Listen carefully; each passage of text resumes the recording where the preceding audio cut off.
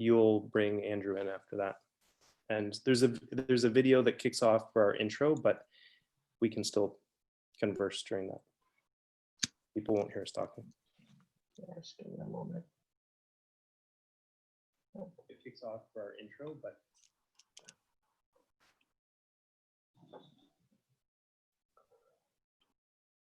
okay, we're ready to broadcast.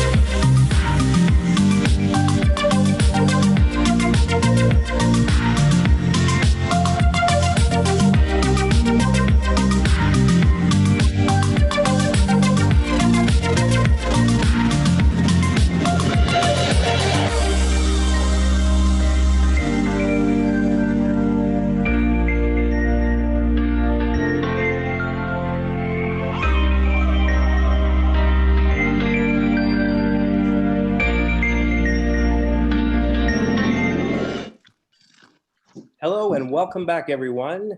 Thanks to everyone joining us who came this afternoon for the first part of Schulich Startup Night, and everyone who's joining us fresh for the evening. This is the part of Schulich Startup Night that puts the night in Schulich Startup Night. Here we are, 7 o'clock for our fireside chat. Thanks everyone for joining us. And we've got an exciting special guest tonight that we'll get to and tell you all about in just a few minutes. First of all, we're going to have a kickoff thank you to some of our sponsors and give them a shout out again. A lot of them are with us this afternoon for the competition, and for those of you who are online, what a competition it was. We had like a real, I can tell you from knowing what was going on behind the scenes in the calculations and the judges' final scores, it was neck and neck right down to the wire in both categories. But in the end, as we all saw, we had two champions that emerged, ShipSwift in the alumni category, and then we had Play Coco in the student category as well. So we're excited to name both of our new champions earlier in the day. So thanks to the Audrey Hellier Foundation, Bearskin and Parr, Zeifmans, the Best Lab owner, Indochino and Innovation York for getting us all set up and having the faith to give us the shot to put this online after we've done it for 12 times in a row in physical environments all over the city. We went for it online, and so far we're having a great time, and that'll continue in our next session. I'm going to hand it over to our digital engagement team next, and Lee will give everyone a few words about how we'll be engaged throughout the process tonight. Hello, everybody. My name is Lee Williams, and I'm an MBA MFA student and newly joined as the Business Development and Internships Lead with Schulich Startups.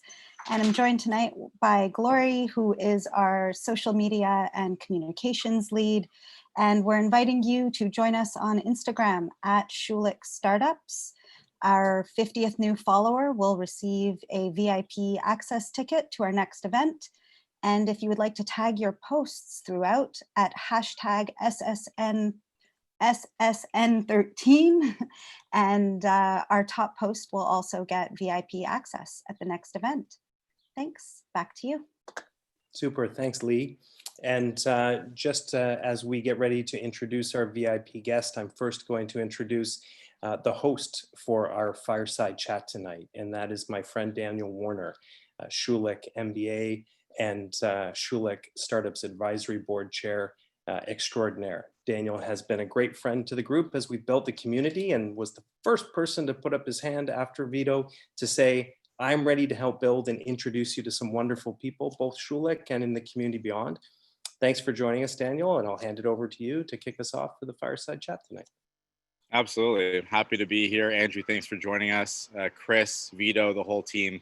What an amazing job. It's great to see the attendance figures going up and up. And hopefully this is the last mandated virtual version. Maybe we'll start to do a hybrid of virtual and live to keep the engagement going. But really looking forward to seeing everybody back on campus for SSN 14. And without further ado, really excited to welcome Andrew here. So Andrew, thanks for joining the Schulich startup community tonight, and are thrilled to have you join us. So thanks. Yeah, no, thanks for having me. I know I was disappointed we couldn't do this in person. We had to reschedule the original night, but you know what? We're gonna march forward, and I think it'll be a lot of fun. So thanks for having me, everyone. The day before we all went on lockdown was the day I remember we were chatting about this, SSN night happening live. So if there's any omen to look into this, it's that, they're going to move us on to phase 2 tomorrow. That's my hunch. So yeah, exactly. Let's hope so. Yeah. So would love to, spend about a half an hour, getting to know you better. I've known you for a couple of years, and you're one of my more inspiring friends, that's for sure. So we're really excited to have you to share your story, about how you've grown your company, how you've grown as an individual, how you've grown as a leader. So the first thing I'll just start off with is just allow you to and invite you to introduce yourself and give everybody a bit of a background as to who is Andrew D'Souza. Sure. Yeah. I mean, it's not that interesting of a story. I mean, you've known me actually for a fair amount of that, but background to me, I grew up in Mississauga. I was born in India. My mom is from Kenya, born in India. My family lived in Chicago for a bit, mostly grew up in Mississauga. And I studied engineering because I thought I was going to be I loved cars. I was a gearhead in high school, thought I was going to build and design cars.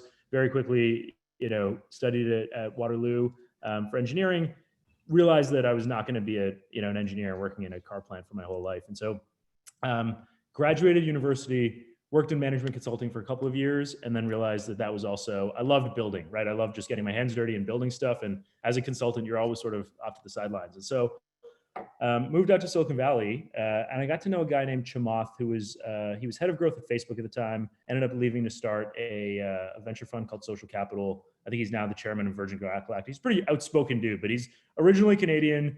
We had a pretty similar background. He was about 10 years ahead of me in school. And so I got connected with him when he was running Facebook, and he was like, hey, you could either join my team at Facebook, which, pre-IPO Facebook might have been a more lucrative move for me, but or you could join one of my startups that I'm investing in. And I was like, oh, that sounds like fun. So I joined this company called Top Prospect, which was a recruiting platform on top of LinkedIn and Facebook. And the whole idea was, and it was, we were one of the first seed investments from Andreessen Horowitz. And so I remember meeting a team building a company called Tiny Spec, which was like a social game. They couldn't figure it out, and then they ended up shutting it down and relaunching Slack. Another company building an app called Bourbon, which again wasn't getting much traction except for a couple features. They ended up shutting it down and relaunching it as Instagram. And it was all these it was super interesting. Silicon Valley in 2010 was just as people were coming out of the first recession and sort of going through all of this stuff. And it was a really eye-opening experience for me because I was meeting all of these entrepreneurs who I was reading about or I'd heard about. And I think for the first time, I realized that they were no different than my Canadian colleagues. My classmates at Waterloo, people that were building startups. The only difference was they had better access to capital, and they had they had access to the media to sort of tell their story. And so that was sort of one of the big light bulbs for me, was when I first moved down to Silicon Valley. Hey, talent and quality of ideas and ambition and hard work are pretty evenly distributed around the world. But opportunity may not be, largely because of, I think, access to capital. And so that was sort of one of the big seed points for me at Clearbank. And then I'd sort of gone through this a few times. So I, ended up doing some pro bono work with the Khan Academy, which is a big nonprofit, education nonprofit down there. Loved what they were doing. Through them, met a team building a company called Top Hat, which some of you guys might actually be using if you're a Schulich student or have used. So I joined them in the early days. I was their first head of sales and head of revenue. And again, part of my job, about half my job, honestly, was fundraising for this company, right? So I had to go and spend a bunch of time in Silicon Valley and fly back and forth and help them raise capital in order to grow and invest in growth. And I think that was one of the other unlocks for me, was like, this is actually pretty tough for founders to, who aren't part of these networks, who don't have these relationships, to take 3 to 6 months off running their business to go and fundraise. So I moved back to Toronto with them, grew the sales team here. Company's still doing incredibly well. While I was there, I got recruited over to a hardware tech company called NIMI, which was spin out of the University of Toronto. Used your heartbeat as a unique biometric signal. So your heartbeat is about as unique as your fingerprint. We had this device you put on your wrist and you could do payments and stuff like that. It was really cool, far out there technology. So again, they brought me on board really to help fundraise and then help take the product to market. And this is probably like we brought on a bunch of investors. We sort of got the product to a certain point, weren't necessarily seeing the consumer traction we wanted. And our investors had like a different, they basically had a different view of where they wanted to take the business. They were like, hey, look, we know enterprise. We're going to move this in enterprise, and we're basically going to bring in our own people to run this company. And so over the course of about 6 months, they cleared out the whole management team, brought in their own people. And so I think, and that was actually, I think this is probably when I first met you, Dan, was right after that. I got this news and I was like, oh man, I'm out of a job. What do I do? And if I think through those few experiences, right? So the first one was showing up in Silicon Valley and realizing that none of these founders are any different or any more special than people back home. Realize, for Top Hat, fundraising and spending all this time fundraising. And then at NIMI, sort of realizing that if you bring on the wrong investor or you're not aligned with your investor, they can really, they really own you and they own your business.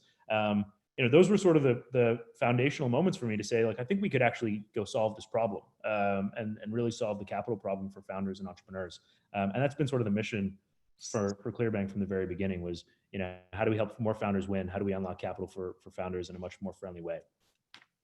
So the why behind Clearbank was really a decade-long story of you seeing, how things were done well, how things were not done necessarily fairly, and wanting to really democratize the access and the opportunity as widely as possible. That's exactly. I think for a lot of founders, a lot of entrepreneurs, I'm sure there's many of you guys in the audience, it's not always evenly distributed, right? It doesn't matter how great your business is. It doesn't matter how much your customers love your products. If you didn't, you're not part of the right networks, you didn't go to the right school, you didn't grow up in the right neighborhood, it can be really hard to get your foot in the door and raise the capital you need to go and achieve sort of your dreams. And we think in today's world, that might've made sense 100 years ago, right? Or 50 years ago, but in today's world, that doesn't need to be the case anymore. And so we don't need to allocate capital in the way that we did in sort of medieval times. And so, that's a big part of the mission. How did you come together with your co-founders? What was the background? How did you decide to say, yes, these are the people that I want to do this with? Because, we know it certainly isn't easy, and it's very much a bit of a marriage, and it's certainly, like you're going to war most days, I think. So yeah. How did you decide to team up with the co-founders that you have? Yeah. So the big push obviously is Michelle incredibly well. My life partner, Michelle, and I had been dating maybe about 6 months before we started the company. And she sort of was the one that pushed me to say, we've got to start something, right? You've got to, instead of joining another company. And she had a very different experience. She'd bootstrapped her first 4 businesses. She sold her last company to Groupon, which you were part of. And and then joined the cast of Dragon's Den. So it was sort of investing in a lot of entrepreneurs and founders across the country and seeing, the challenges that they were facing and how many more didn't get a chance to get on the show or even pitch. And so, Michelle was really the one that was the foundational impetus. And then I talked to, people that I had worked with and, across the course of my career and people that I wanted to continue to work with. And I mean, many people I wasn't able to really articulate the vision, nearly as well. And, as well as I am now, and certainly not, I'm still not 100% there. But back then I was still sort of fumbling with it. And so a lot of people were like, I don't really get this. Is this really a problem? And so there were a few people who, it clicked for. And I think at the same time we got into Y Combinator, we got into the Y Combinator Fellowship in 2015. And that was the impetus. I think that catalyst forced us all to say, are we really doing this? And I think, sometimes you just need something external to be like, okay, like we all have to move here on a certain date and, say yes or no to a program, which means people either have to quit their jobs or, full-time commit or give up their side gigs or whatever. And so that was really the August 2015 was really what was the catalyst to bring the five original folks together. So you had a initial formation, if you will, like around the move to Southern California and joining YC. What was the motivation behind moving back to Toronto? Was that like a no-brainer decision, or was it really, were you guys torn where HQ was going to be? Because you had a lot of experience, a lot of success, working in and around the Valley. Like, what was the motivation for coming home? Yeah, it was. I think there's a couple of things. We very quickly realized we were just, even as we started to hire people beyond the original founding team, we were just hiring Canadians from our network and moving them down. And we were like, that doesn't make a lot of sense. And then I think we've been trying to build a global company. And, I think Toronto's probably the best city to attract global talent, because if we think that access to capital is difficult in North America, it's 10 times harder everywhere else in the world.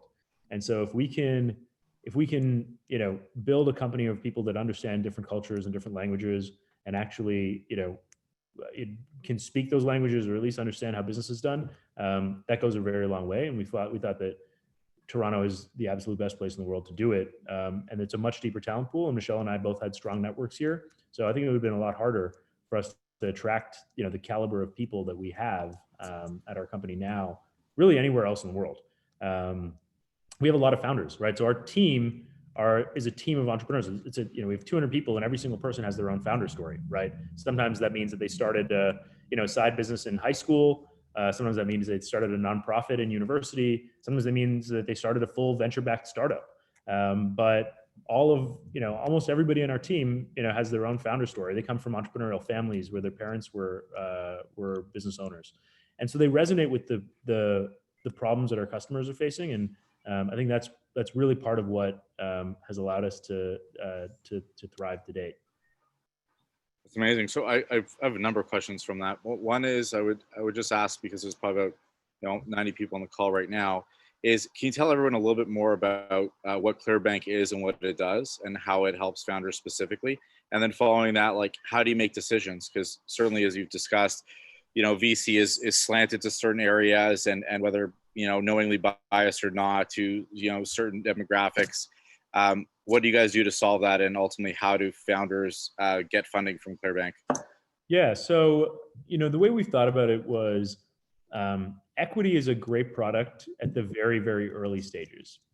So if you're not sure what product, if you don't know what you're going to build, you don't know if anybody wants it. When you're looking for product market fit and you're taking a lot of risk, you bring on an investor as a partner, and they take on that level of risk with you. And they sort of say, look, I don't know if this investment is going to play out, but it might be a 10x or 100x, but it might be a 0. And I don't know how long that'll take.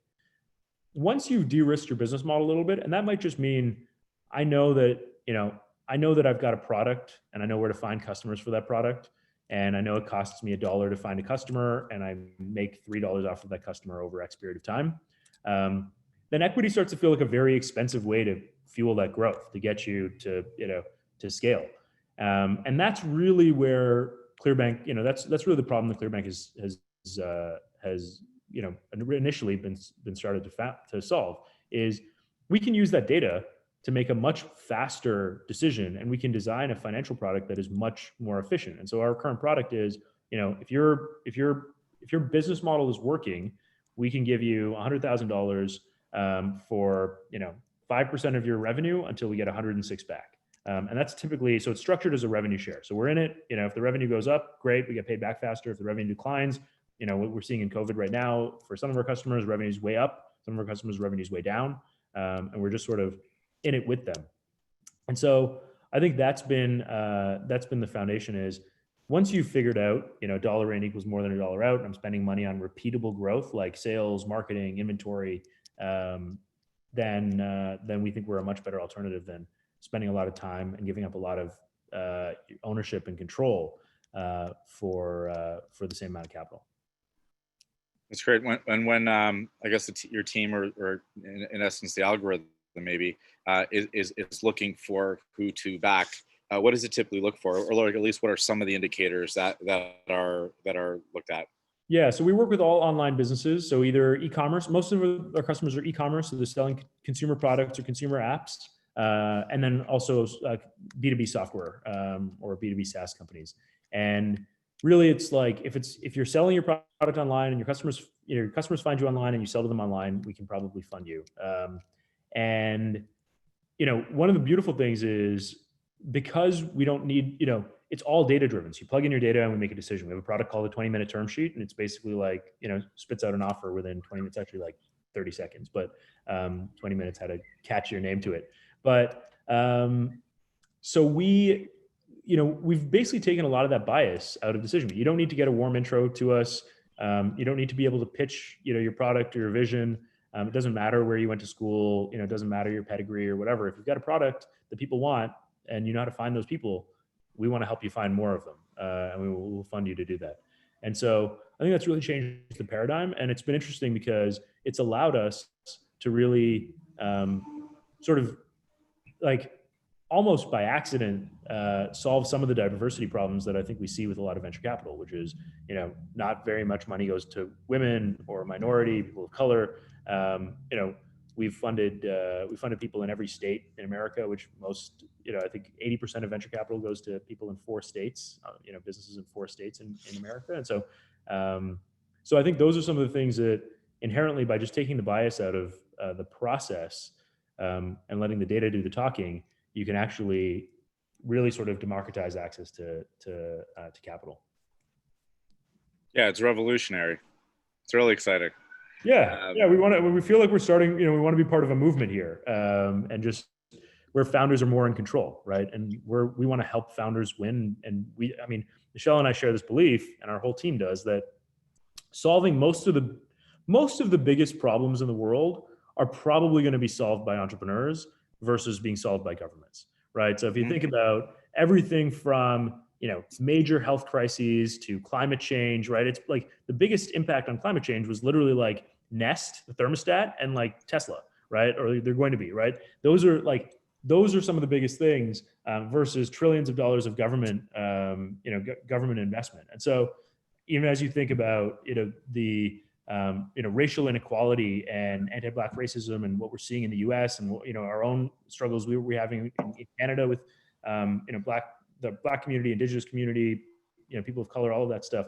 I think access to economic opportunity is probably one of the most foundational ways for us to be able to solve, some of the deep-seated, problems. I think, and so being able to lift communities out of poverty, being able to provide, those like beacon and lighthouse and role models, and really provide like a path to say like there are opportunities here. I think that's the role that we think we can play, and I think that's why we care about supporting founders and supporting entrepreneurs. I think you turned the whole model on its head, and it's long overdue.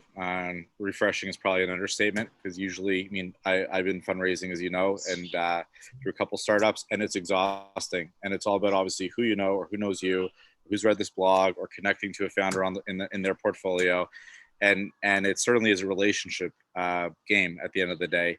So to be able to take that out and just, be able to fundraise on your merit and ultimately, the performance of the work that you're doing, that your team's putting in is going to change, might change the world, especially if you do more social impact investing, which it sounds like you might. So it's really exciting to hear. It's really exciting to hear. And on the topic of equity and with social justice protests and anti-Black racism and all the upheaval that we're really seeing in the U.S. and people rallying really globally. What I've seen your tweets. We talked about this a little bit.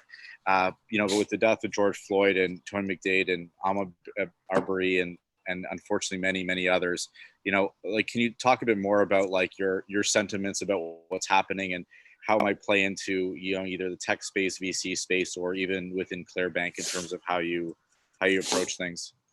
Yeah, so I think there's two lenses to look at all of this, and I think one is as just a citizen and a kind of human being, and sort of I think a lot of us are sort of raising our voices, pointing to I think what has been a lot of systemic injustice for generations, and I think a lot of it is directed at really sort of rebuilding the police and criminal justice system. A lot in the U.S., but I think we have our own problems in Canada as well, and racism and bias in the way that and it not being really a reformatory and supportive system. So I think that's, as a citizen, that's one of the areas that I'm spending time and thinking through.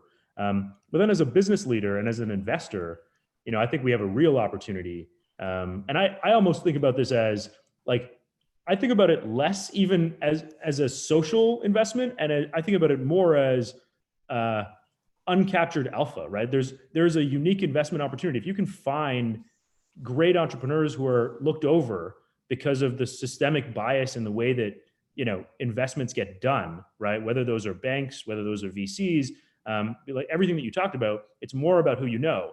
And if you didn't grow up in the right neighborhood, you don't know the right people, right? If you didn't go to the right school, you don't know the right people. And so it doesn't matter how hard you're working, it doesn't matter how intelligent you are, it doesn't matter how much drive you have, it doesn't matter how brilliant your ideas are or how great your business is. You can't get your foot in the door. And when you do, you get underestimated. And so that I look at as our opportunity. And I think that everybody who doesn't see that as opportunity is going to get left behind. And so, that's what I'm most excited about and fired up for at Clearbank is there's a massive opportunity for us as an organization to really lean in and finance and provide capital to these communities that have just been completely overlooked for way too long, who have fantastic entrepreneurs, across the country, across the globe. And so, I've challenged our team to basically put together. We've got a few plans that are still in the works, but to execute. And there were some things that we'd been working on since the beginning of the year that we've just sort of accelerated because we think this is the right time to push out the door. And so probably in the next few weeks, you'll see some announcements that are all coming out in and around that. It's fantastic. Really looking forward to seeing what the team comes up with, and looking to Clearbank as a leader in the tech community as we always have. Really just setting the tone and keeping it real, and keeping people aware and accountable. I think is really key, and be able to ensure that we're always reflecting. Like in the technology space, I think we're all very much creators, and we need to make sure that we're as inclusive and we're listening and we're engaging. And I think that that's also partially what makes the tech space so neat, is because we are, on the leading edge in a lot of ways, and we're all better together. So really excited to see the new projects as they come to light. When it comes to something like COVID, and again, something we touched on, more recently is how has that impacted your business? How, when you see Slack and you see Shopify and many others saying, okay, that's it, hand back the keys to landlord. We're just going to stay home. What are your thoughts on that? Is it going to be, more of a hybrid? Do you think it's going to impact productivity? Do you think it's going to just, ultimately change the world? What are your thoughts in terms of how this pandemic and whatever is to come is going to shape, technology and the economy more broadly moving forward? Yeah, I mean, look, I'm figuring it out as we go. So, I said earlier, we're a team of entrepreneurs and founders, right? So our entire company is, we had an energy. If you've been to our office, like we were a high contact, high energy organization. And there was a lot of chaos, but that was where sort of creativity came from. And so I think replicating that in an online world has been a challenge, right? And we started doing daily all hands, and we had a lot of meetings and things. And we've tried to replicate that, and that connectivity, which and that passion that really keeps people focused on the mission and excited every day. So that's certainly been a challenge, I think, in us getting communication right in this world. That said, I think there's been some really and I'm on record saying ClearBank will never be a remote organization, because I just didn't think we could replicate some of those things, and I didn't think we could get the creativity and the connectivity and the culture. And I'm certainly sort of realizing that I may not have been 100% right, because while there are downsides, I think on the social side and the connectivity with your colleagues, I think from a productivity standpoint, almost everybody is way up. People are way more focused. I find, me personally, like, this is the first time in my professional life that I finish a meeting and nobody knows. So I can just think about what was said in that meeting. Nobody's like, I'm not sitting at my desk and somebody has an idea, a question or whatever, or wants to chat about the weekend. Like, I can just actually reflect on what's going on. So I find, as I kind of start to clear my schedule, I get a lot more deep thinking and creative time.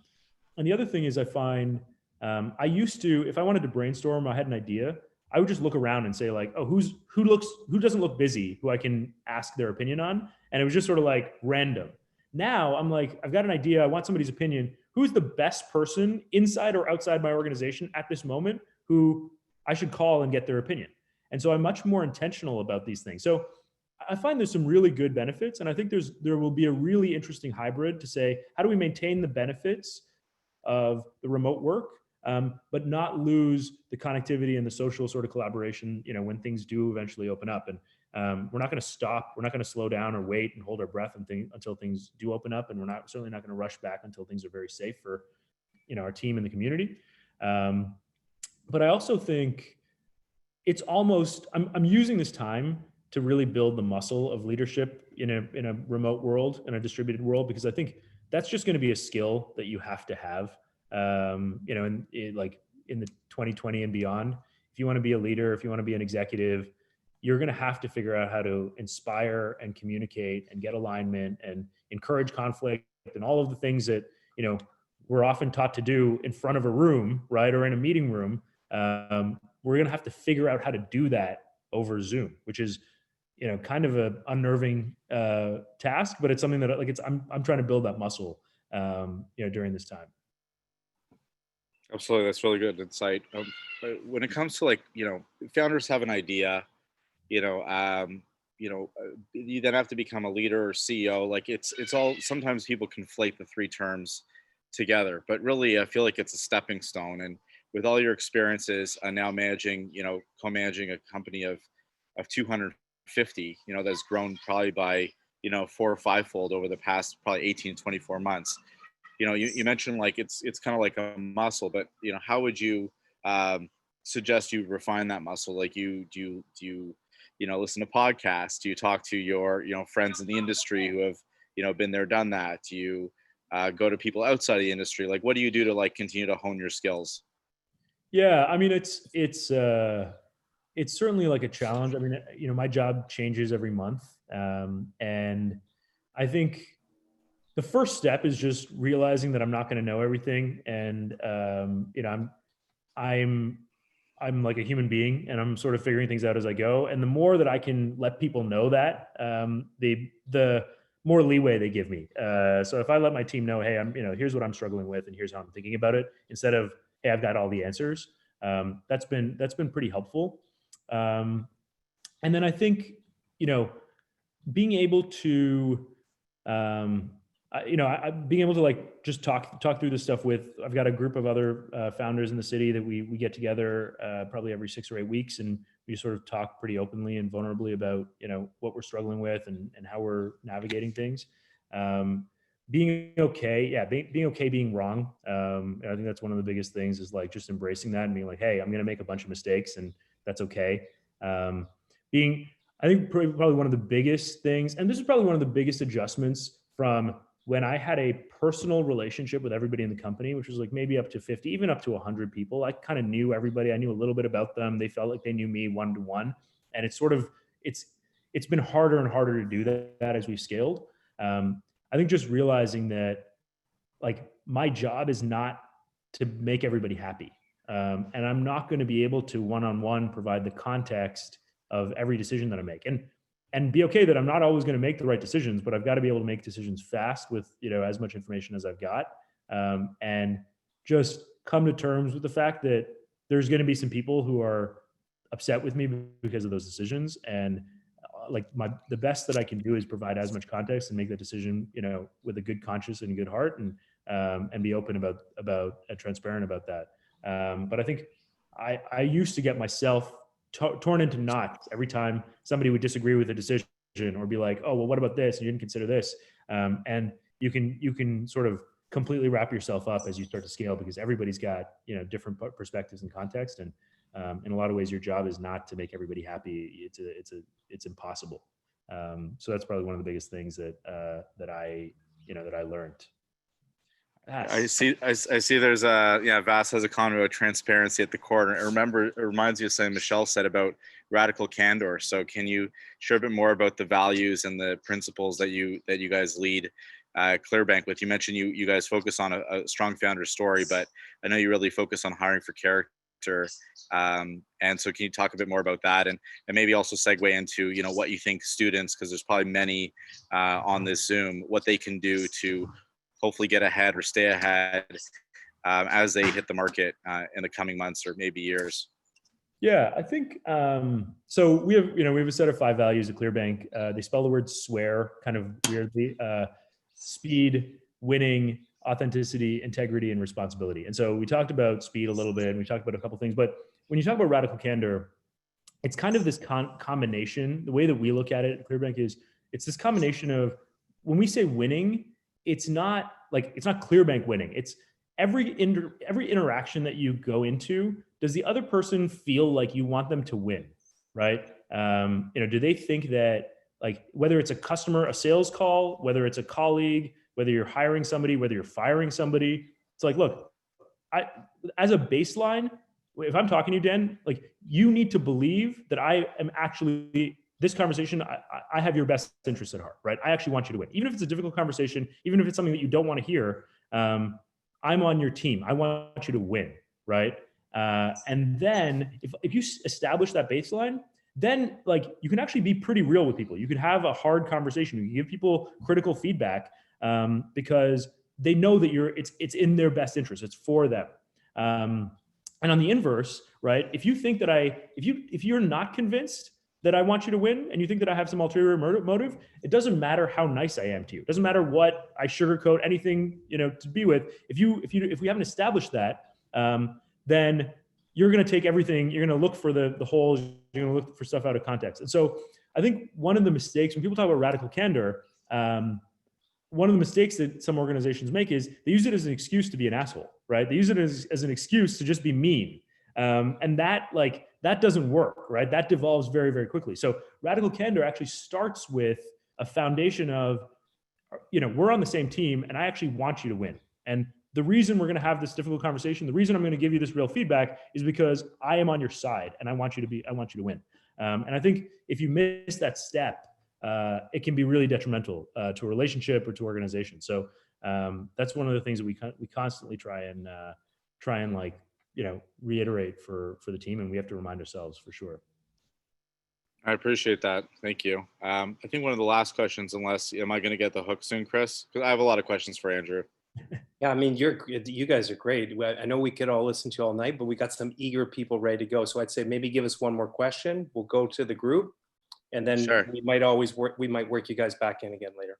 So I think I'll just play on that on the question I just asked. I think we did talk about the values and principles at Clearbank and how you live them and how you want the team to really bring it really every day. But what do you recommend for, I guess, again, a graduate who either actually might want to become a founder or might want to just join a really awesome company? Both options are great. So what would you suggest? In both scenarios, what advice would you give for that aspiring founder or that game changer in a young game changer in an organization these days? Yeah, no, it's a really good question. I think there's a couple of things. One is I don't think you don't need to wait or put in the time. I think there's this sort of narrative out there that is like, well, if I just work in this organization, I work in a big company for 2 years, and I do this for 2 years, and I do this, then I'll have the resume, then I'll be ready to be a founder, right? Like, you're never ready. I'm not ready. This is my first time as a founder. I'm learning as I go. So it's much more, if you aspire to be a founder, it's much more about when do you have the passion? Like, when have you figured out the problem that you don't want to go to bed until like this problem is solved, right? Like, that's like, and then it's like, do I have the passion? Your first solution to that problem is not going to be right, and you're going to iterate around it. And then it's really like, do I have the team? Do I have the skill sets to complement me? And in terms of designing a career path, one of the most useful frameworks that I've used and I've given other people. I took it from one of our data scientists who I love talking to, because he always gives me good sort of like leadership nuggets. But it's this concept of like a Venn diagram. So you could be, it's really, really hard to be the best, musician in the world, right? It's really, really hard to be the best musician. It's really, really hard to be the best software developer in the world. But if you're in like the top 25% of musicians, which is not that hard, and you're in the top 20 or 25% of software developers, like, you're probably in the 1% of that intersection, right? There's probably not that many people that overlap that. And then as you add more and more of those, right? So you're like, okay, I'm a musician, software developer, and graphic artist. You're like, oh, that's like, I might be one of a kind, right? And just being in the top like 20, 30% in your field, all of a sudden you're like, hey, I'm one of a kind in this thing. And so I think that's, one of the most important things and exercises to do, early in your career and continue to refine and reflect on is what is my Venn diagram? What are the things that I feel like I'm better than most, I gravitate to, I enjoy? My friends, do my friends ask me when they need help with like their taxes? Do my friends ask me when they need help, going to a party or a bar and like making conversation, right? Like, what are those things that like in my social group, I'm probably one of the better people at? And if I overlay 2 or 3 of those things, does that like, can I find a role that needs exactly that? Because if you can do that, like, you're almost guaranteed to win. And so that's like, in terms of career pathing and career planning, that can be a really energizing exercise. And it allows you to just say, like, what are the things that I love that I'm pretty good at? I don't have to be amazing at, but if I enjoy them and I'm better than most, if I stack them, I'm probably one of a kind. I'm probably the only person that can do this to the level that I need to. So that's one nugget for folks starting out their career. That's a great one. That's a great. It reminds me of the Hedgehog concept from Good to Great. If anyone's read Good to Great, I don't remember the actual 3 buckets, but it's a matter about like being specific, caring the most, working the hardest, and conflating the 3 so you have your zone. And I think that also would work pretty well for that analogy as a founder, right? Like, we could probably have a follow-up conversation on the art of the pivot and how, the key is resilience and just keep going and really listen to the tea leaves, so to speak. But I think that like really getting focused and really figuring out your niche, right? Because you can't be everything to everybody, and it's something that takes people some time to figure out. But as soon as you can figure out what your signature is, either as that employee in that organization, you quickly become indispensable. And if you're a founder building a product or service, if you take that same approach, whatever it is you're delivering to market also becomes indispensable. So thanks, I really enjoyed it. Until next time, Andrew.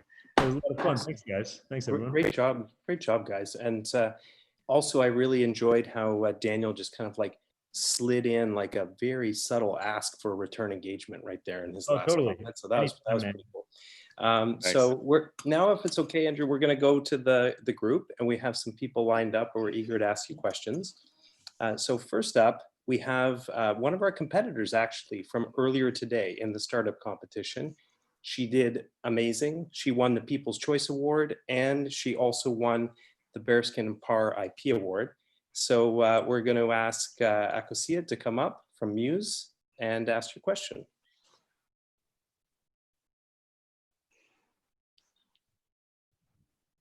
And Hi, Andrew. How's it going? Good. How you doing, Akosia? Good, good. I'm on my phone, so it looks like it's a weird angle, but Oh, no worries. it's a pleasure to meet you, and I'm so glad that you were able to talk to us all tonight. I know you're a busy guy, so yeah, thank you. No problem. No problem. Great to connect with all of you guys.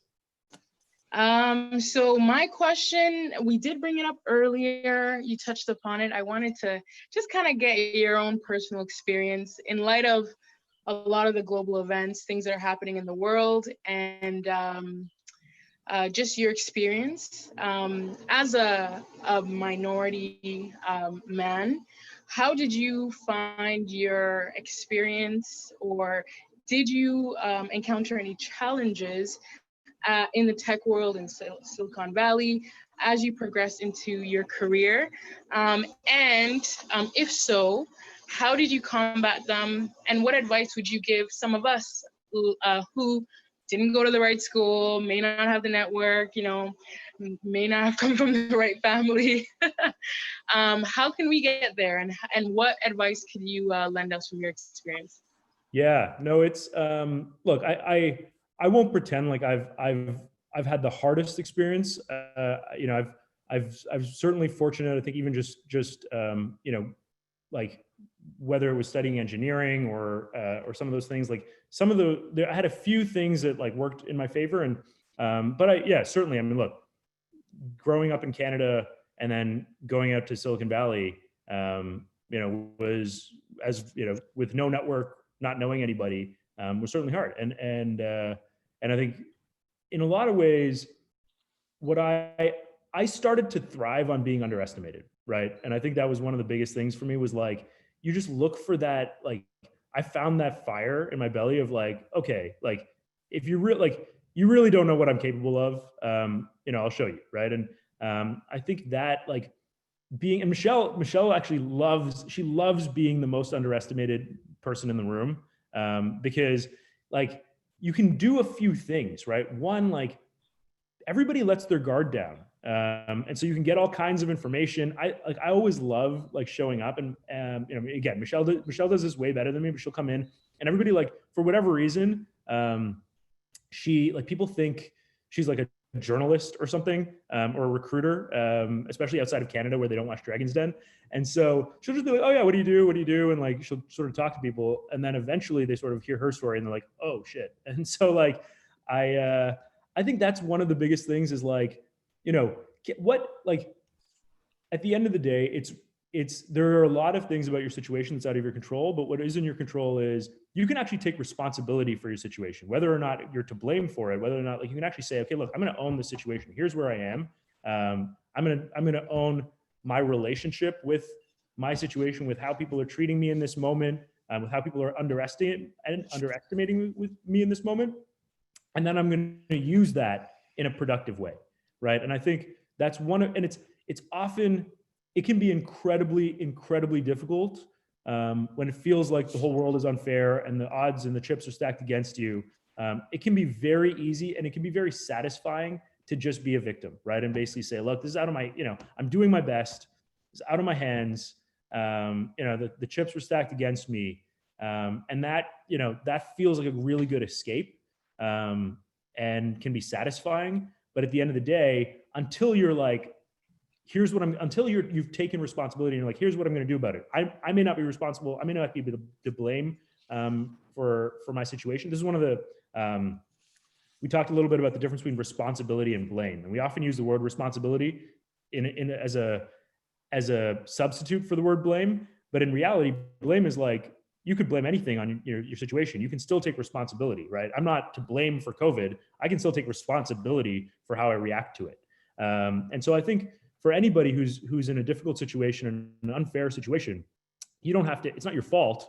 You don't have to take the blame for it, but you can take responsibility for how you react, what you do with that, and then how you actually, you know, how you prove people wrong, how you show people what you can do, and how you use that to your advantage. And so like many times being underestimated in a room, in a conversation, in a business can be a huge advantage because you come out of nowhere. Nobody has expectations for you. And so then when you're ready, like your trajectory is off the charts. And so, that's what worked for me. That's what I dug into in the times when I did feel, discriminated against or disadvantaged.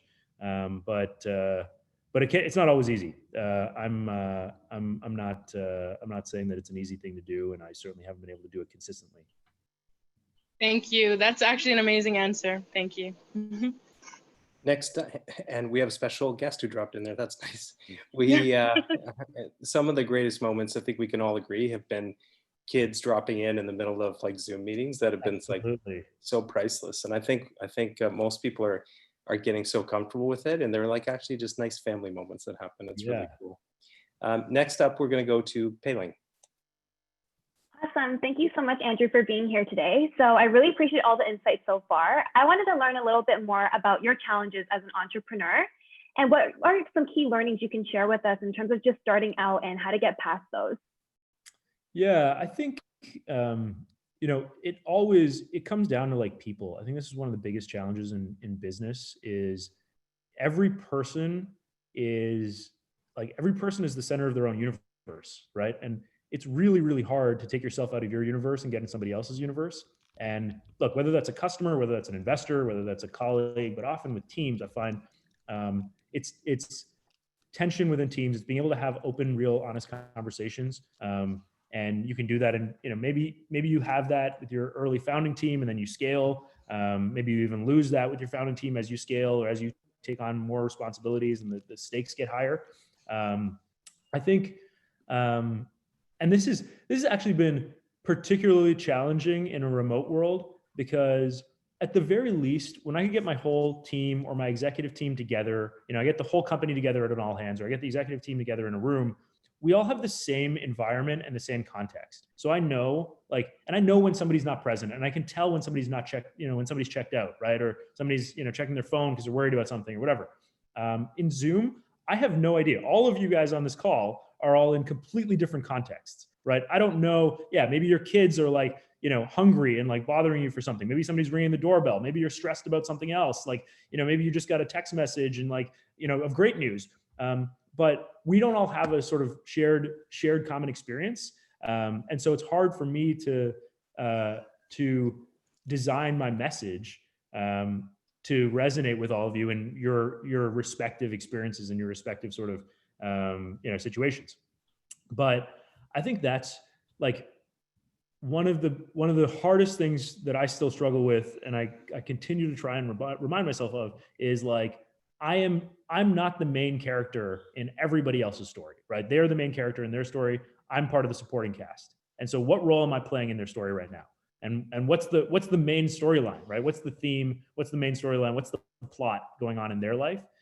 Because the more that I can align, if I can really understand that, if I can understand the plot of, whoever I'm interacting with, their life, then we can move somewhere. But if I'm trying to make them part of my plot all the time, that's not always going to line up. And so it's one of the hardest things, I think, constantly taking yourself out of your own sort of universe and having that empathy to engage.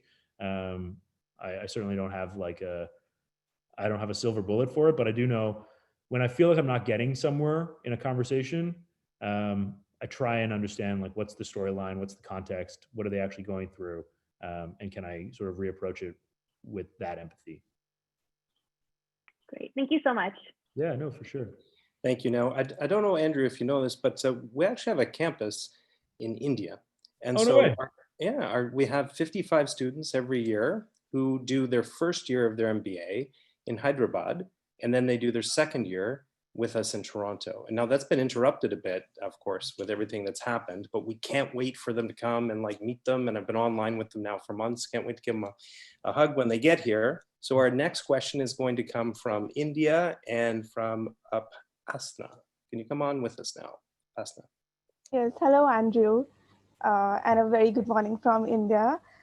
First of all, I'd really like to congratulate you. It's a brilliant idea empowering, entrepreneurs to kind of move with confidence, not think about, right education, right network.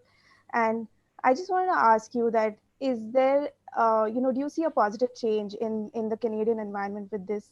Is the perspective of investors changing now to, move beyond just, where you come from or what education you've had? And what would you suggest to someone who's kind of starting out new, in a new country, and, someone who wants to open their own business, but in a new country, and they're moving from India or from anywhere else in the world? Yeah. Let's see. I mean, Canadian investors, they're always sort of lagging a little bit. I mean, my experience with a lot of Canadian investors, we've got some really good ones, for sure, but many of them, they've had to react. I think partly because American investors have been more aggressive in Canada, realizing that there's great talent here, and so Canadian investors have had to react, and then many investors are reacting to sort of our offering in the market, which I think is a good thing. And the good ones are realizing that like the place that they play in that ecosystem is really around risk capital and helping companies at the very early stages, or helping them in the sort of inflection points and the high risk inflection points. Now, I think in terms of new entrepreneur coming into a country, it's like, again, in some ways, like it's your situation to make. You can write your own narrative around it, right? You could either say, hey, this is really hard and I've got, I don't know anybody, or you can use it as a passport to say like, I don't know anybody, right? My excuse is I'm new here. You ever find that it's easier to make friends when you're new to a city than like if you've lived in a city for 20 years and then you want to make friends? It's super weird, right? Then like, what, like, why are you like, I'm like, oh, I'm looking for friends. It's so much easier to say I'm new here than I'm lonely, right? And so you can almost use that as a passport, like, oh, like, hey, I'm new here. I've got a great idea. Like, it's a great way to sort of break the ice. And I think you don't have any like of the baggage that I think people that have been here for a long time, hold and history and things. So I think it can be a really great opportunity. And I would say, don't be afraid, or you don't have to feel sort of like what the question on new grads. You don't have to earn your stripes, right? You don't have to like wait and put in the time. If you've got the passion and energy and you really believe in yourself and you really care about, the problem that you're solving, just go at it, right? And let everybody know. And the more people you tell about your passion for the problem, the more people that'll rally behind you. And so I think that's one of the things that, new entrepreneurs, I did certainly, was I waited too long, I think, to start to talk about my vision and my idea. And I only found that I was able to shape it in those conversations. And so I think that's one of the things that can be really, really helpful, is just, if you've got confidence, just tell more people about it, and use the fact that you're new to the situation and to the country as an advantage. Thanks a lot. Really helps. Absolutely. Awesome. Well, and another little like interesting intro for you, Andrew. I don't know if you've spotted this online, but there's this great new project that the City of Toronto's been doing called Digital Main Street, helping small business retailers, restaurants, bars across the city digitize and get online. And so our next guest is one of the 100 Schulich students and recent grads who were hired. Very first 100 students in the country came from Schulich. As this goes national, handpicked top people to go in and help these small business owners. And our next question is going to come from Kobena, who is just started this week in the next wave going in. So Kobena, if you could come on and join us, that would be great. Yep. Hello, Andrew. Thank you so much for everything that you shared. I thought it was really interesting. You seem to be, have a very good view of the total startup space. And I wanted to sort of understand, where do you see a lot of innovation tending towards in like the current ecosystem? And where do you think that is the right direction? Do you think there's some areas that are lacking and might, need more people innovating into that space? Yeah, I mean, it's a big question. I've got areas that I'm particularly passionate about. I've always loved education. My mom was a teacher, my grandfather was a teacher, and my grandfather was a teacher in Africa, and my mom was a teacher in Goa and India. And I think that there's a huge untapped opportunity to enhance education, especially in a global world where some of that can be delivered online, and you sort of understand, what is the content component of education versus the social component versus the practical component? How do you actually, is there an opportunity to decouple that? I think there's some really interesting opportunities around that, and thinking about education, both in terms of developing as a person, as a human being, as a leader, as well as developing sort of practical, tactical skills to earn a living. So I think there's a huge opportunity there that is still very untapped. I think obviously, at Clearbank, we're very bullish on e-commerce and the shift to digital. I think removing friction and being able to transact online, and not having to use a lot of physical space in our cities to like warehouse inventory and things like that, I think are going to make for much more livable cities and much more livable lives. So I'm excited about this acceleration to e-commerce, and I think this is exactly Digital Main Street is exactly sort of empowering entrepreneurs to operate online. I think every entrepreneur is going to have to think online first, and so that'll be certainly an adjustment for brick and mortar retailers. Restaurants even are starting to think through what is their digital strategy. So I think it's forced a lot of interesting and difficult conversations, but I think healthy for the long-term prospects of a lot of these businesses, and opening up the market opportunity for them. And then the third, this is again, it's a passion of mine, both from the livability standpoint and the sort of efficiency and sustainability standpoint. I think autonomous vehicles and self-driving cars, I think in a lot of ways the technology is there, and a lot of it has to come from regulation. So let me qualify that.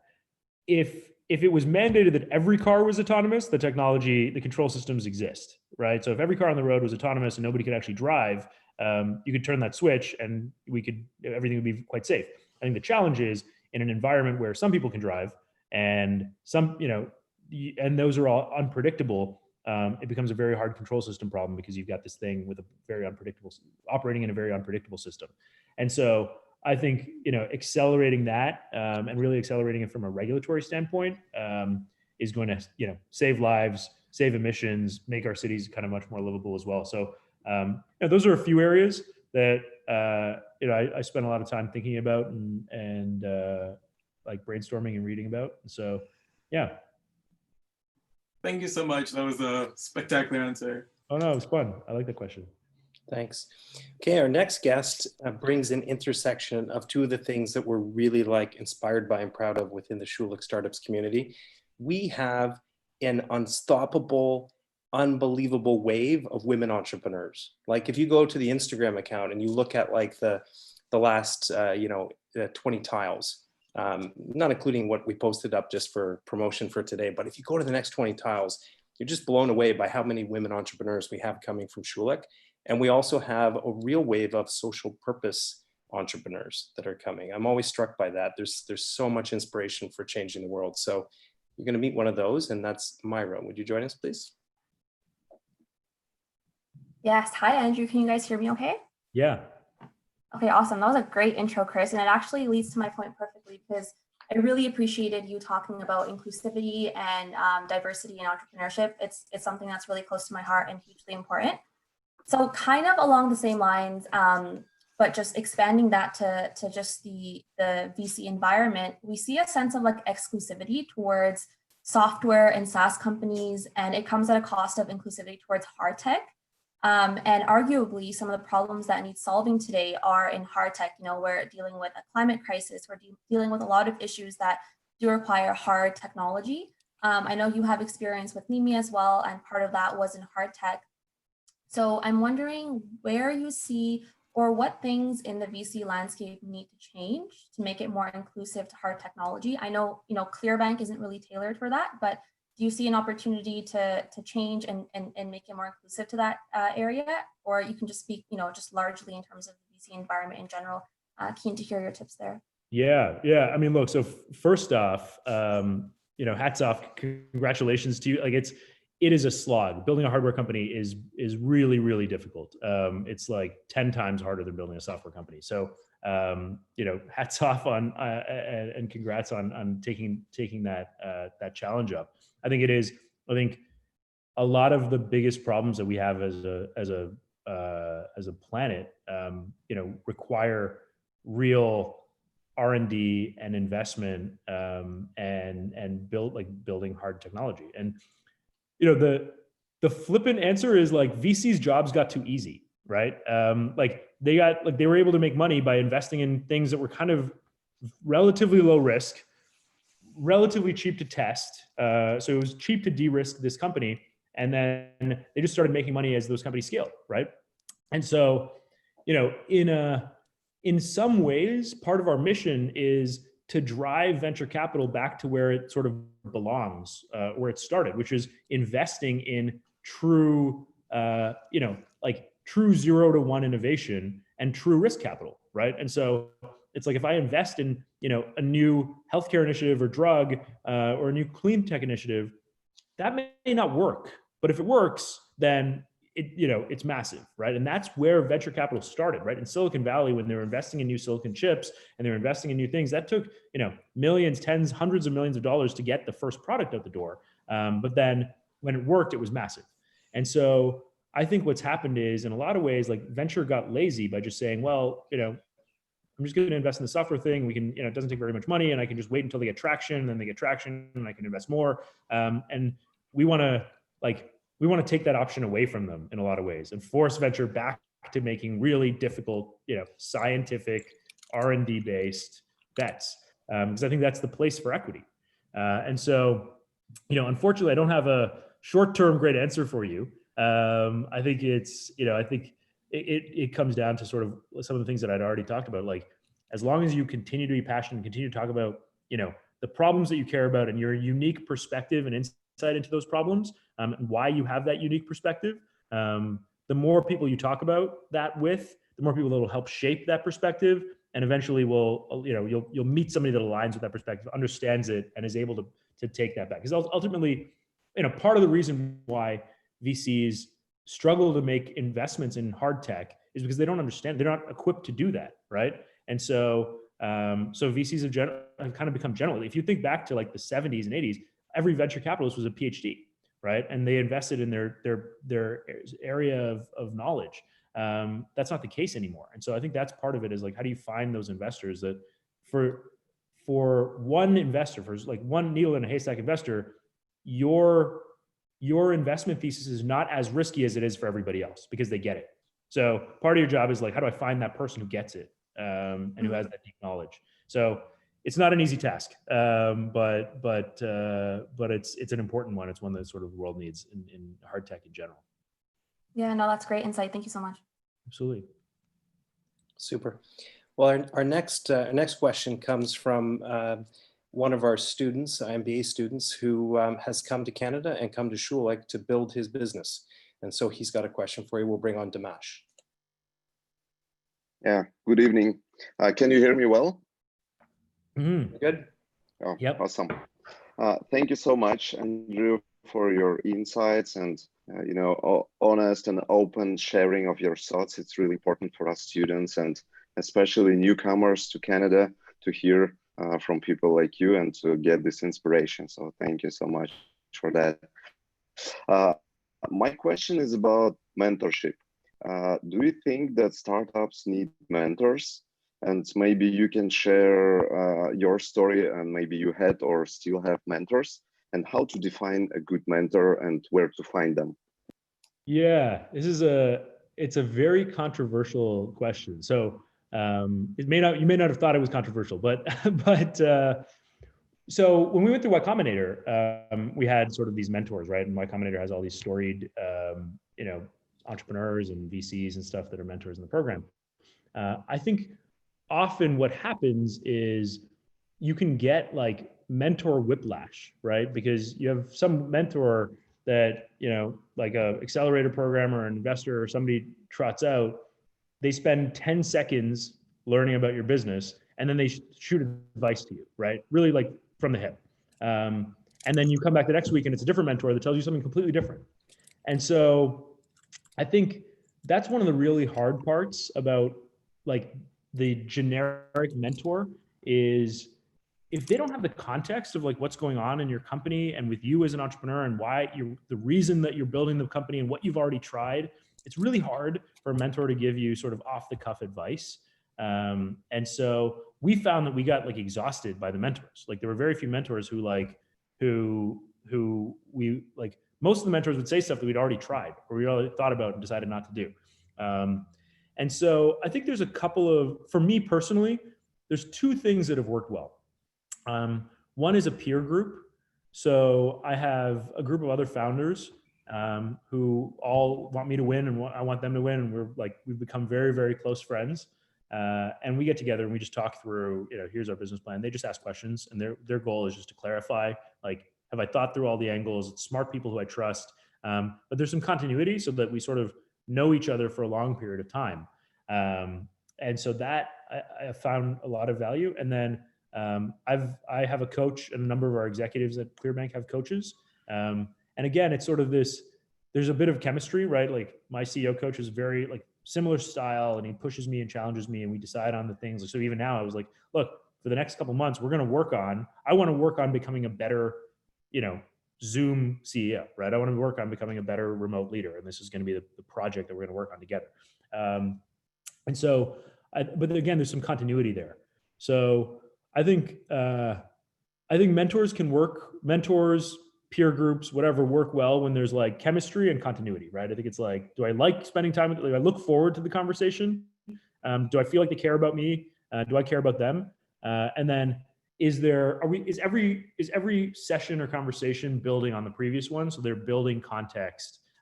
Because I think this a lot of accelerator programs have gotten to the like, let's try it out. I mean, we're sort of doing this now, but I'm not going to pretend to like be mentors for you guys, but like it's like trot out somebody and have them say some stuff that may or may not be helpful for you. And I think it can be a little bit exhausting, to be honest. Thank you so much. Yeah. Okay, now, Andrew, now we move to the next part of the evening. And this is like a tradition in the Schulich startups community. Okay. And you get to just sit back and relax now and enjoy the next part. Okay. So this all started back with Bryce Seshuk many, I was going to say many moons ago, like my dad used to say, but really it was just last year. So it feels like many moons ago right now. And what happened was, as we started to get through the question period, the people just started like expressing their thanks and what they had learned. And so it was so much fun to sit back and listen to the audience. So now we've incorporated what we call the crowdsourced thank you. So as opposed to getting the thank you from me, oh, nice. Our VIPs always get a crowdsourced thank you. So we have some people who would like to express what they've taken away tonight and how they feel about the evening. So first I'll call upon Nimrat. Hi, Andrew. Thank you so much for giving your time today. And I just wanted to let you know that this was definitely a very insightful session, especially as an aspiring entrepreneur. It's great to hear all your thoughts, but I think there are three things which completely resonated with me, which I would like to mention. And I guess the first one is what resonated with a lot of people because I could see it on the chat, and it's the Venn diagram. I think all of us have our strengths, but when we are going into business, we focus on what the consumers want, what the world wants, and forget what is it that we inherently have in us. So I think that definitely brings into perspective that it's good to know the outside world, but it's very important to know yourself as well. So I think that's number one. And the second thing is that I like the fact that you brought into focus that it's good to be an underdog. We all sit into rooms and we want to just express our thoughts and we want the world to know what we stand for. But I guess it's sometimes really good to listen to what people have to say and, stay behind the curtains and only let yourself out when it's required. And that establishes a platform for success for sure. And the final thing that I believe is something that I was skeptical about before I attended this session was, as a new immigrant to this country and wanting to be an entrepreneur, I think I did lack in a bit of confidence in terms of whether people will accept me or not, because it's a new playing field, it's a new market, not something that I'm used to. But the fact that you brought, you brought that little line into focusing that it's good that you're new, because people would be more open to accepting you, because you can say that, hey, I'm new. I don't know people around here, and it's not that I'm a loner who's been here for a long time. That gave me that confidence that, you know what, it doesn't matter if it's new, it doesn't matter if I don't know things, I'll have people who will guide me and point me to the right direction. So thank you for all those wonderful viewpoints, and I really appreciate it. Oh, thank you. Thank you. I think you summarized those much better than you were much more eloquent and concise than I was. So thank you for that. Appreciate it. Next up, we have a wonderful member from our undergrad community. We have Helen. Hi, Chris. Thank you so much for the info. So hi, Andrew. It's really nice to meet you. On behalf of myself and all the attendees, thank you so much for coming to Schulich Startup Night and sharing really deep insights into entrepreneurship. So your talk was really inspiring, encouraging all of us to get involved in this movement that's happening right now during these difficult times. And you brought up a great point that ordinary people, us, the entrepreneurs, the founders, the students, are able to solve the problems and not just the government. And all it takes is for one person to start a movement. And as the president of the Schulich Entrepreneurship Club, we'd love to have you to be that one person to the undergraduate students and bring entrepreneurship to undergrads and help students rise up. So thank you so much for all the insights and empowering us, because we may be an underdog, but we're gonna rise up. I believe it. Let's do it. Let me know how I can help. And I've already actually got some ideas of how we can do more together with Clearbank and Schulich. So I would love to. That's awesome. You got them fired up. Awesome. Oh yeah, fired up tonight. Okay, do it. Our next guest, I think is a cool story, because actually when the Schulich Startup Night 13 was canceled, right? It was that day on March 13th, and she was flying from Ottawa for the event.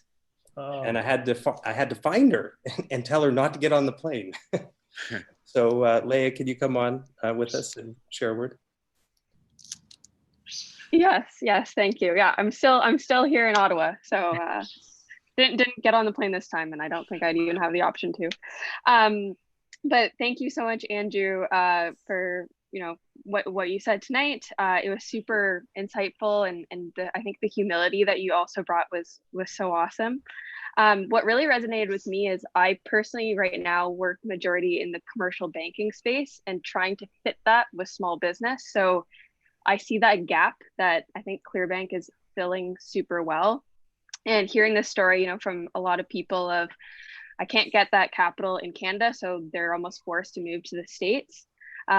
So for founding it in Canada too, thanks a lot, because I think it's, I've even heard from other companies that have benefited from the financing of how much of a difference it makes. So thanks for tonight, and keep up the great work. Awesome, thank you. Well, if you ever want to get out of commercial banking, we're oh my goodness, we're in a recruitment session in the middle yeah, of exactly. I love it. It's amazing. So much value in the Schulich Startup Night. Yeah, absolutely. Okay, next up is Khyber. Thank you so much, Chris, for this opportunity. And I'm really excited. So, hey, Andrew, it's an absolute pleasure to get to meet you. So firstly, I wanted to extend a massive thank you to you for not only taking the time to attend this fireside chat, but sharing all your knowledge that you've accumulated. This session was beyond informative. I actually loved your spin on being underestimated, and specifically turning that into opportunity. And by taking that action, you can take those initial steps, take that initial action and potentially even blindside those that initially might have not saw that potential in you, that's an amazing fact. And I love how that shift in mindset can be so impactful. I believe that the undergraduate community really needs to hear that advice. Just coming into Schulich, coming into new environments, and then potentially breaking into the innovation ecosystem. Once again, thank you so much. I appreciate that. Yeah, no, there's a million reasons why things may not work for you, but if you can shift your mindset and be like, no, this is the reason why it's going to work, it can be incredibly powerful. So I'm glad that resonated. Next up, we have one of my assistants from Schulich Startups who is behind the scenes. I mean, there's a whole team that are amazing. Some of the things that we've done in the last 90 days that everyone is benefiting from with Digital Main Street and the job hunting guide we did for COVID-19, like wouldn't absolutely not have happened unless this person stepped up and has worked day and night and weekend alongside Vito and I. And that is Tamzid. So Tamzid, if you could come on and ask your question, that would be great. Thank you, Chris, for the introduction. Hi, Andrew. My name is Tamzid, and I'm doing my MBA in the second year now. I want to especially thank you, and like great presentation, like, and great it's been a great session so far. So many great points and perspectives and analogies that I loved. But particularly when you said when you shared your perspective of like ClearBank being not only solving a problem for the entrepreneurs, but also promoting equality by ensuring the access to capital to everyone. So like just even as an entrepreneur, if I know that there's some place where I can go with the merit of my idea and expect funding, even if I don't have friends who are connected, that itself gives a lot of boosting inspiration for young aspiring entrepreneurs. So I love that idea. I love that goal, and I'm sure like this will turn into a revolution. So thank you for sharing that. Appreciate it. I mean, I always say that just the fact that we exist forces everybody else to react, right? And forces, whether it's the banks, whether it's the VCs, the fact that there's another option allows you to go into every other meeting with more confidence. And if we can shift the balance of power in favor of entrepreneurs, then we think we've done something good. Okay, next up we have Lee. Hello. Thanks, Chris, and big thank yous, Andrew. That was really fantastic. It's really hard to isolate what the few key takeaways are, because I was sitting here scribbling notes and there are a lot of takeaways.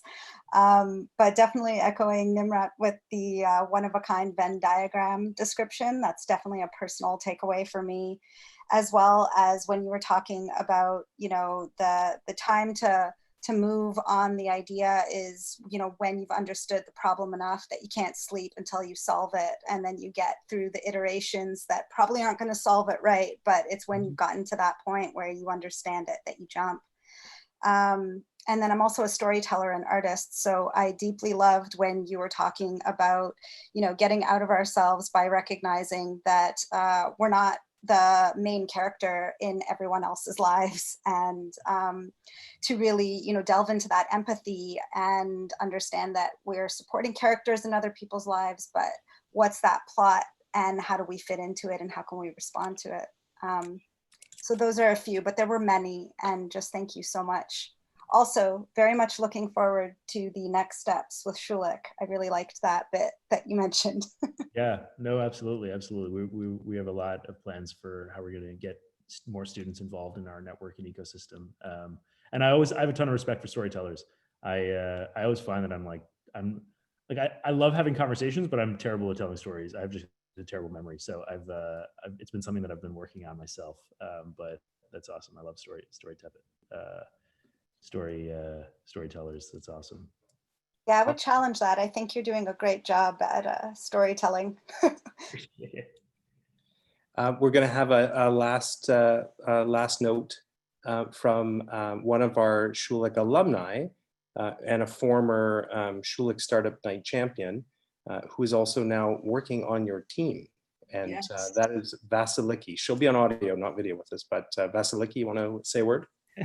Yeah, hi everyone. So I wanted to just do another thank you to Andrew and just to everyone from the Schulich and everyone who came out. I think what everyone was able to kind of get inside some insights and details from what Andrew shared is actually a true revelation just in terms of what we get to experience every day. When he mentioned the whole part of transparency and really taking that to the core, it's something that we even just discussed today at our all hands at like 5 o'clock this afternoon. So a lot of what I appreciate is that like we don't just keep those goodies to us as a company, but sharing it to other entrepreneurs who really want to take on their own ambitions, build their own companies as well, and really take that to heart as well. So huge kudos, Andrew, for sharing all that knowledge with the Schulich community. And I know ideally once we're out of COVID, we want to bring you to our campus as well and continue to grow the ClearBank and Schulich family as well, because there's a few of us joining into the company now. And of course, we, like Andrew mentioned, we are hiring. So for sure, we want to get as many of our talent involved as well. That's awesome. Thanks, Vass. I absolutely love Vass for everybody. I mean, it sounds like everybody loves Vass. She's been an exact, like as we talk about hiring founders and, you know, like that's the ethos of the company. Like Vass embodies that more than almost anybody else that I know. So if there are more people like Vass, I know there's only one Vass, but that is exactly the type of person that embodies what we look for at ClearBank. Thanks, Vasiliki. It was great to have you with us tonight and to be back in the group. And I can tell from all your posts and when we do talk how happy you are working with ClearBank. So thanks for joining in and giving us that special word. Before I sign off, I'm going to pass back to Daniel for a moment, just for a closing thought and remark. You're on mute, Dan. There we go. All right, I'm unmuted. I just want to share my appreciation. Like I've known you for a little while. I think that, you know, you're an authentic leader, not only for, you know, our city and for the tech community, but for the entire country. You know, you really do take the time to support and mentor. I've obviously read your pieces, even directed right up to the Prime Minister. So it's really, really important that you're really, you know, guiding, really a guiding light for the tech community. And, you know, anyone who's on this Zoom would be really fortunate to be able to work with and for you and Michelle. So I, you know, obviously lots of effusive praise for you guys as people and as leaders and as tech trailblazers. And I really do appreciate you making the time yet again, because we were canceled the first time, but for making the time tonight and for, you know, having this awesome virtual fireside. I honestly was just thinking I should have like put a fire like right behind me, you know, really embrace the fireside nature, but maybe next time. But really appreciate, you know, hopefully this is the first of many ways that we can all engage, because the Schulich community is just awesome. And I think that we really do care, you know, as a community, as an entrepreneurial focused community.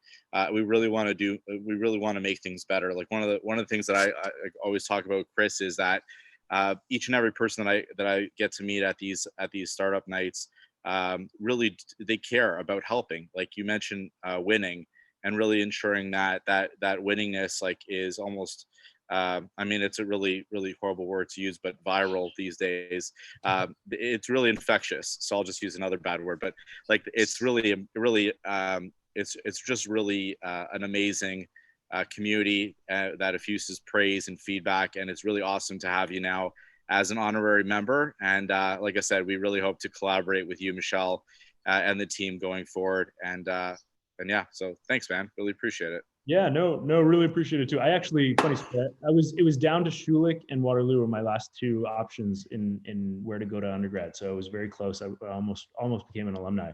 And thank you all for your questions. You know, I think for me, these are super helpful because I find in a lot of ways, like these sort of sessions and these sort of questions and things help me define my own perspectives on leadership, right? And like life. And so business strategy or whatever. So I get a lot out of these too. So thank you. I'm still like learning and growing as a CEO and as an entrepreneur. And so getting a chance to like vocalize these and understand, like, you know, articulate my view on these things is super helpful because it helps me define it. So thank you. Thanks, Andrew. Thanks and thanks, Daniel, as well. And thanks, Andrew. And we hope that you can see why we're so passionate about this community, why I personally have chosen to spend my time here and to bring my entrepreneurial passions here, because this is an incredible group of people who want to do wonderful things, who are really coming from around the world and support each other in ways that I've never felt before. When I arrived here a few years ago, I felt this is something spectacular, and we hope you've had a little bit of a taste of that tonight. No, absolutely. It's a great energy, great team, really like on point questions and super engaged. So thank you all for taking your evenings out and spending it with me. Thank you. And now everyone, you may be asking yourself, what's next? Like, how are we going to like continue this wave of momentum? Well, besides the fact that I have a secret project that I'm working on that's up my sleeve, which I just hope I get to announce next week, but we shall find out. We will be back online on a date to be determined where we'll be having our next Schulich Idea Jam. And if you remember the last Schulich Idea Jam that we had online, that was 160 people all working together to support 3 COVID-19 inspired entrepreneurs with their ideas, with their contacts, with their connections, with their key questions. So we'd be lining that up, and we have another great group of entrepreneurs that we're going to all roll up our sleeves and help online when we do that. So we'll be bringing you up to speed soon. We will be following up with Andrew related to his interest in partnering up with us and doing other things. And I'm sure someone's already applying for that job that you announced. So have a great night, everyone. Thanks again, Daniel. Thanks, Andrew. Thanks again to the whole team. And be safe, and we'll see you again soon. Thank you. Thanks, Andrew. Thanks, everyone. Thank you.